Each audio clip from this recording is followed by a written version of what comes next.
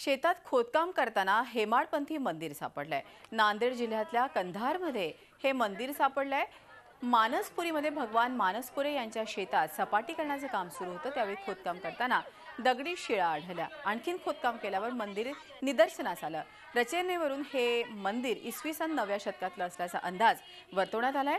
तसेही कंधार शहराला ऐतिहासिक वारसा आहे।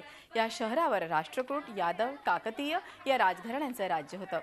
मध्यकाळात हे इथे बहमनी, मुघल, निजाम आणि मराठ्यांनीही राज्य केलंय।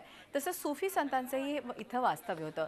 भुईकोट किल्लाही कंधारमध्ये आहे। राष्ट्रकूट राजा पहिला कृष्ण याने इसवी सन 758 मध्ये किल्ला बांधण्याचा इतिहास आहे। आता हे हेमाडपंथी मंदिर आढळल्यानं वेगवेगळे तर्कवितर्क लढवले जात आहेत। शिवाय पुरातत्व विभागानं याबाबत संशोधन करण्याची मागणीही जोर धरते। झी 24 तास रहा एक पाऊल पुढे।